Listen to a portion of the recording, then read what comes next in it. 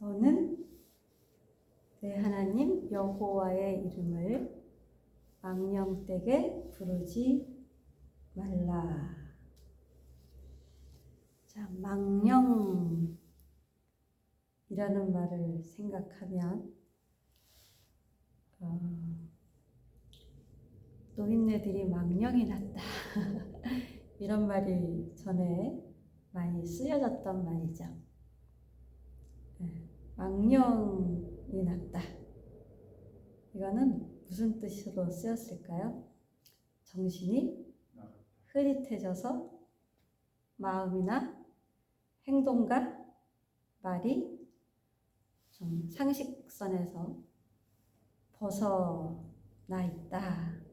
그런 사람들을 망령이 들었다. 이렇게 얘기를 했었죠. 네, 오늘 세 번째 계명은 무엇입니까? 에서 셋째 계명은 내 하나님 여호와를 망령되게 부르지 말라. 여호와의 이름을 망령되게 부르지 말라라고 합니다. 이 세 번째 계명, 이것은 하나님이 우리에게 주신 율법이지요. 보통 사람들은 법을 싫어합니다. 그래서 이 법을 지키나 안 지키나를 보는 사람들 중에 우리 가까이에 있는 사람들은 경찰이지요. 보통은 경찰차가 내 옆을 지나간다든가 이러면은 우리를 위협하는 아주 위험스러운 사람이 곁에 있지 않는 한은 별로 경찰을 환영하는 마음으로 보는 사람들은 경찰 가족밖에는 사실 없죠. 그래서 사람들은 법을 싫어하는데 마치 법을 지켰어도 경찰이 오면 뭔가 걸리나 싶기도 하고, 아무튼 경찰 이전에 이제 법이라는 게 우리한테 부담스러운 거죠.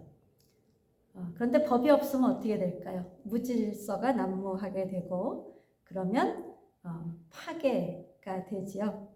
그래서 법은 사람을 잘 서로 지켜주고 사랑하며 살 수 있도록 해주는 어떤 최소한의 조치다, 이렇게 볼 수 있을 텐데요. 말세의 특징 중에 하나가 뭐냐 하면, 말세에는 사랑이 없어지고 불법이 성행하게 된다, 이렇게 말씀하셨습니다. 사랑이 없어지고 불법이 성행해야 된다. 우리가 지금까지 살면서 겪은 어떤 삶보다, 어떤 상황보다 지금 이때가 더 불법이 성행한 때가 아닌가. 동시에 그만큼 사랑은 없어진 때가 아닌가, 이런 생각이 들기도 하는데요. 거룩하신 하나님께서 히브리인들을 애굽에서 출애굽시키고 나서 주신 것이 바로 이 법이죠. 십계명이라는 도덕법인데요. 우리가 계속해서 첫째 계명, 둘째 계명을 같이 봐왔고, 오늘은 셋째 계명인데, 우리가 그 공통점을 보면 계명마다 계명이 요구하는 것이 무엇입니까? 또 이 계명이 금지하는 것은 무엇입니까? 그리고 계명을 지킬 이유가 무엇입니까? 이런 순서가 쭉 전개되어 왔어요. 그래서 53문은 셋째 계명이 무엇입니까지만 54문은 뭐예요? 셋째 계명에서 요구하는 것은 무엇입니까? 이렇게 이어지는데요. 이 계명을 하나님이 자기 백성에게 주신 것은 자기 백성 위에 군림하기 위해서 주신 계명이 아니고,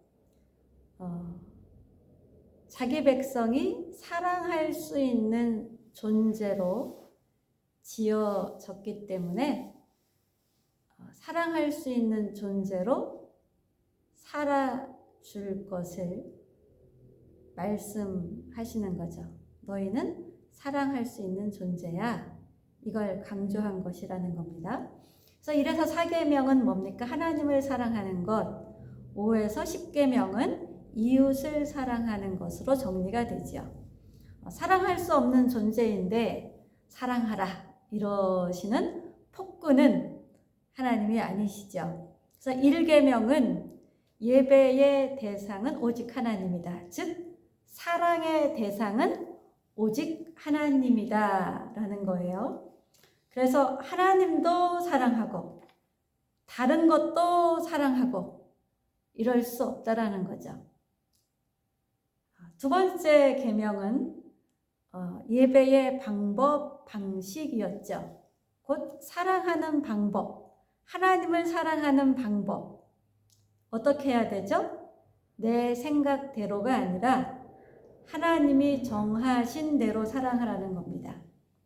그래서 이 하나님을 사랑하는 표 중에 하나가 예배인데 예배를 네가 좋은 대로, 네가 원하는 대로, 네 코드에 맞게, 네 기분에 맞게 이게 아니라는 거죠.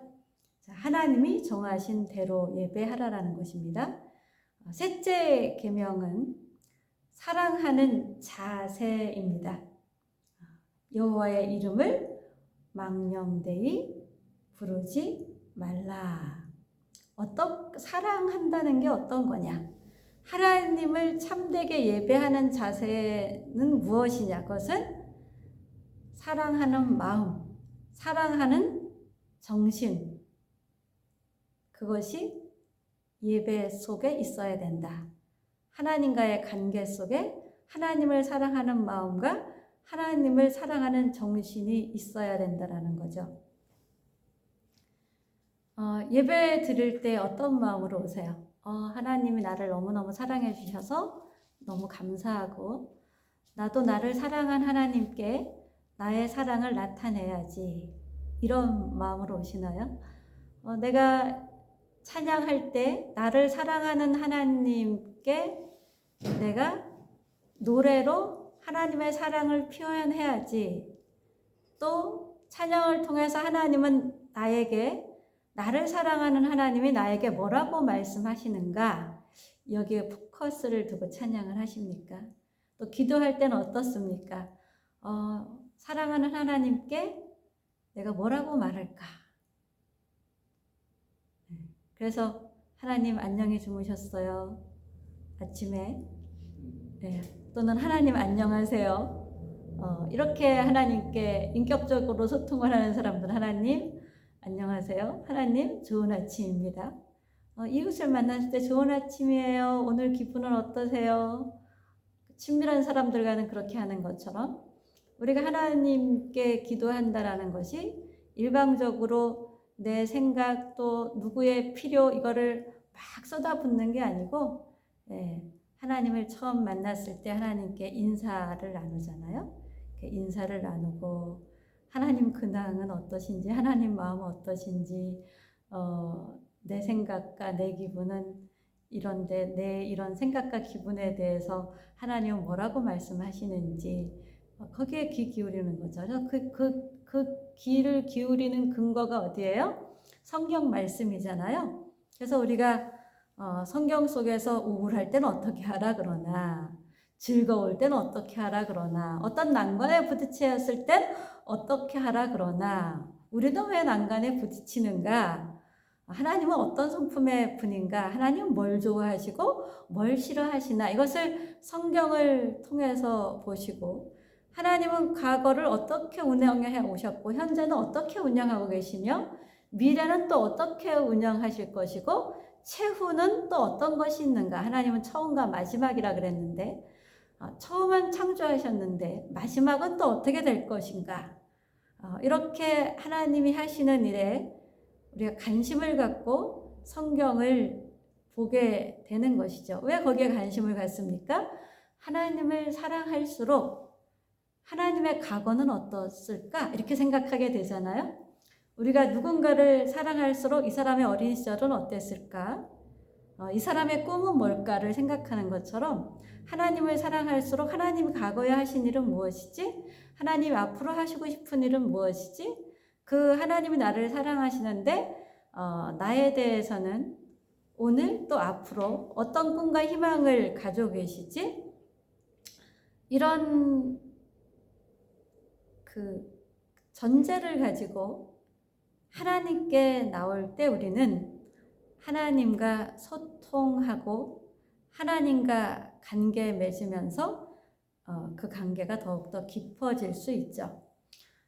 히브리어에서 망령이라는 단어는 헛되다라는 의미로 많이 쓰이는데요.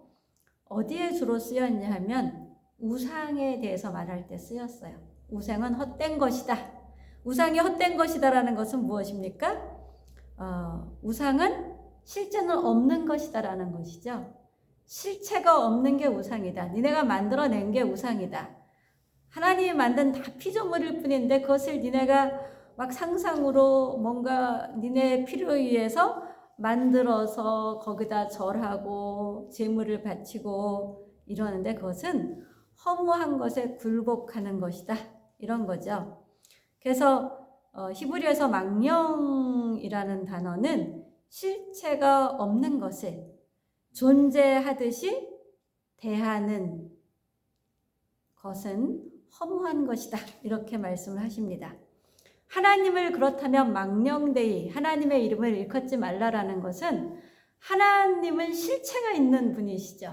하나님은 이런 분이다 라고 성경에 하나님에 대해서 끊임없이 하나님에 대한 객관적인 사실, 하나님의 팩트, 영적인 실체를 쭉 기록해 놓았는데 우리는 성경에 기록되어 있는 하나님, 그 하나님에 대해서는 그냥 무관심하면서 내가 막연하게 생각하는 하나님, 그 하나님이 성경 속의 하나님, 창조주 하나님이라는 생각을 우리가 하면서 마치 우상을 대하듯이 그렇게 실체가 없는 어떤 존재를 대하듯이 일방적으로 뭐를 다 합니까? 정성을 다 하는 것. 그게 곧 미신이잖아요. 네. 정성을 다해서 비나이다 이러는 것들 그게 다 미신이죠. 왜 빌죠? 나의 필요를 위해서 빌죠. 우리가 하나님 앞에 나오는 것은 나의 필요 이전에 하나님의 요구가 있었어요. 예배하라. 그래서 하나님께 그 명령을 지키기 위해서 나오는데 그 명령을 왜 지키느냐? 사랑하니까 지키는 거예요. 사랑하는 분이 요구하니까 지키는 건데 우리가 왜 하나님을 사랑할까요? 하나님이 우리를 먼저 찾아오셔서 우리에게 하나님의 사랑을 나타내 보여주셨기 때문이죠. 그래서 우리가 교회에서 예배한다고 다 하나님을 예배하는 예배자라고 할 수는 없고요. 예배하는 장소는 교회지만 그 마음에서 하나님을 추구하는 바, 하나님이 수단이 아닌 목적으로 추구하고 있다면 그것은 예배지만 하나님을 내 삶의 필요나 나의 유익을 위한 수단으로 찾고 있다면 그것은 예배가 아닌 우상을 숭배하는 것과 다를 바가 없고 이렇게 하면서 하나님 이름을 부른다라는 것은 하나님의 이름을 인격적으로 소통하는 대상으로 여기지 아니하면서 부르는 것이라 망령되이 일컫는 것이다. 이렇게 볼 수가 있습니다. 우리가 이름에는요, 그 존재됨의 가치가 들어있는 게 이름이에요. 그래서 어떤 사람을 생각할 때 누구 그러면 그 사람의 분위기가 느껴지잖아요. 우리가 아는 사람이라면 그 사람 이름을 댔을 때 그 사람의 분위기, 그 사람은 이런 사람이야 라는 그 사람의 사람됨, 존재됨, 그 사람의 어떤 인격됨 이런 게 같이 우리 안에 들어오죠. 그래서 하나님의 이름에는 하나님의 존재됨의 분위기, 하나님의 그 존재의 가치, 그 하나님의 이름 속에 내포된 하나님의 어떤 인격과 성품이 들어있는 거예요. 그래서 하나님의 이름을 부른다라는 것은 하나님을 안다라는 것입니다. 하나님을 안다라는 것은 하나님이 막연한 존재가 아니고 실체가 있는 존재로서 그 실체와 내가 만난 거예요. 그래서 그 실체와 관계를 맺고 소통하며 인격적인 교류가 있는 관계. 인격적인 관계라는 것은 서로 배려하고 존중하고 이해하고 뜻을 같이 한다라는 거죠. 그래서 하나님과 이렇게 인격적인 관계를 맺는데 가장 기저에 있는 것은 무엇이냐 하면 진솔한 마음이에요. 거짓이 없는 솔직한 마음. 그래서 진실한 관계가 거짓이 없는 솔직한 마음의 바탕 위에 세워지게 되죠. 하나님과 이렇게 진솔한 관계를 맺게 되면 그 사랑이 깊어집니다. 하나님과 진솔한 관계를 맺을 수 있는 근거가 어디에 있어요? 성경에 하나님이 어떤 분이다 라고 쓰여진 것에 근거해서 하나님과 교제하는 것이죠. 성경 덮어놓고 하나님 어떤 분이에요? 하나님이 어떤 분인지 제 귀에 들려주세요. 제 마음에 말씀해 주세요. 이렇게 기도할 때 들려져 오는 음성이나 마음에 울리는 게 있다. 그게 다 하나님이 하신 말씀 아니에요. 우리가 하나님이 어떤 분인지에 대해서 들은 바도 없고 본 바도 없고 성경에 근거한 어떤 내용도 모르면서 하나님이 어떤 분이신지 말씀해 주세요. 이랬을 때 들을 가능성은 100%는 아니지만 거의 없습니다. 그래서 우리는 성경에 근거한 하나님과 소통하는 것이죠. 그래서 셋째 계명은 하나님과 사랑하고 존중하는 소통의 관계를 가지라는 것입니다. 우리가 누군가 잘 통할 때 행복하고요. 누군가와 잘 통하지 않으면 어떻습니까? 답답하고 괴롭고 속상하고 정말 힘들다. 이런 생각이 들면서 소통이 안 될수록 마음이 상하죠. 하나님과 소통한다라는 것은 우리에게 복이신 하나님의 복으로 초청을 받은 것이거든요. 그 복이신 하나님과 소통한다라는 것은 우리를 위한 참된 행복이지요. 그래서 우리를 최고로 사랑하는 하나님이 우리 삶의 이유와 목적이 되도록 우리를 하나님의 자녀로 부르셨어요. 그래서 하나님이 우리 삶의 이유가 되고 하나님이 우리 삶의 목적이 되면 우리는 점점 매 삶의 순간순간마다 하나님을 더 깊이 알아가게 되고 하나님과 더 깊은 관계를 갖게 되고 그러면서 하나님 앞에서 늘 살아가게 되죠. 깨어있는 모든 순간 하나님을 인식하는 삶이 된다는 것입니다. 이런 삶은 누구도 빼앗을 수 없는 기쁨과 만족이 있게 됩니다. 이런 삶 속에는 무질서와 허무가 점점 사라지게 됩니다. 이 무질서와 허무가 사라지고 하나님이 주시는 기쁨과 만족이 있게 되면 그 인생은 비어있는 인생이 아니라 곧 헛살았어 이런 생각이 드는 인생이 아니라 하나님으로 채워지는 인생살이가 되는 것이죠. 하나님은 우리의 모든 삶의 순간에 하나님을 나타내 보여주시기를 원하십니다.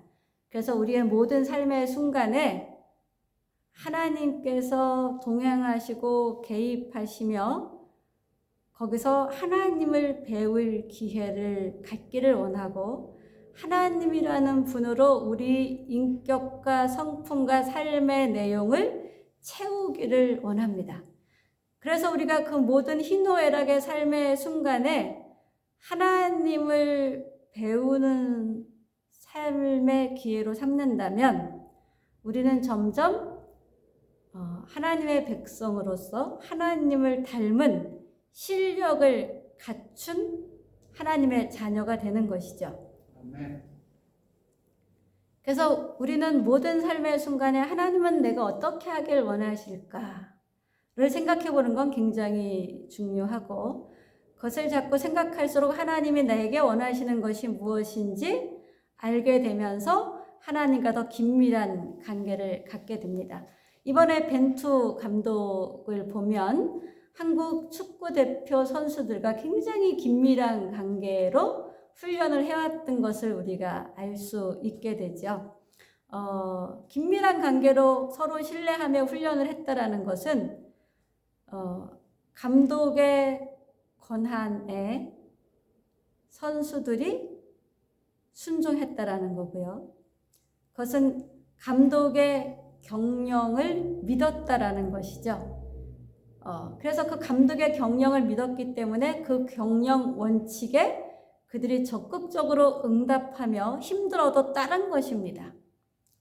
힘들어도 그 감독의 경영 원칙에 따르다 보니까 어떻게 돼요? 감독은 그 선수들을 더 사랑하게 되고 더 깊은 관계를 유지하게 되고 더 신뢰하게 되고, 그럴수록 어떻게 됩니까? 선순환, 깊은 신뢰의 관계가 선순환하게 되죠.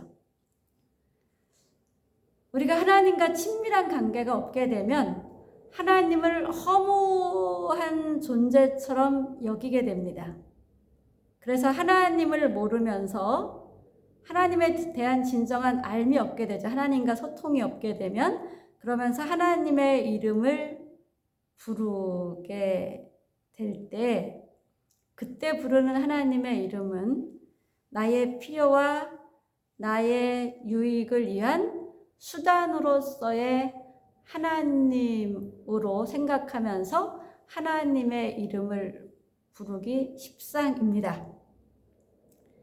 그러면 이제 하나님은 내 인생의 목적도 아니고 내 인생의 이유도 아니고 하나님은 그냥 내 인생의 필요한 수단일 뿐인 거죠. 이렇게 하나님을 내 인생의 수단으로 여기는 사람들은 매일의 삶의 순간에 하나님이 우선순위에 있지 않고 뭐가 우선순위에 있게 될까요? 자기가 중요시 여기는 어떤 것이 우선순위에 있게 되겠죠.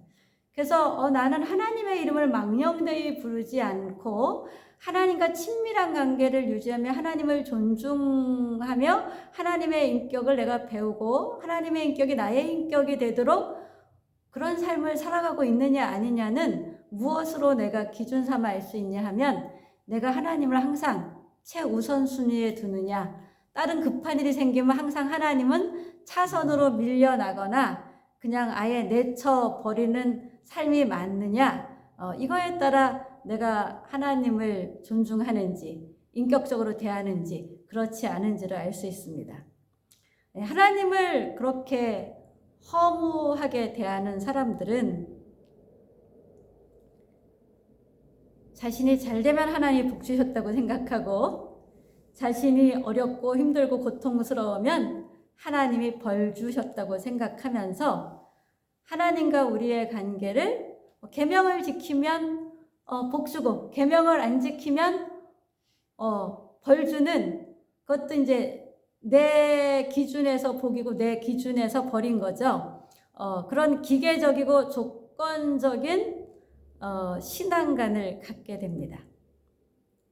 이런 사람들은 하나님 나를 먼저 찾아오셔서 하나님 나를 먼저 사랑해 주셨다라는 것을 제대로 인식하지 못한 신앙을 가진 사람들이죠.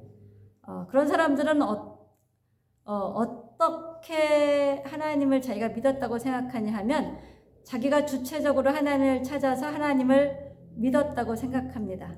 근데 이렇게 내가 주체적으로 하나님을 찾아서 하나님을 믿었다고 생각하는 사람들의 신앙은 대부분이 미신적인 신앙으로 흐르기가 쉽다라는 것입니다. 하나님 먼저 적극적으로 우리를 찾아오셨고, 우리는 그렇게 찾아오신 하나님의 끊임없는 사랑, 변치 않는 사랑, 끊임없는 두드림, 이것을 피하지만 결국은 피할 수 없어서 그 하나님의 사랑을 수동적으로 받아들인 것에 불과하죠.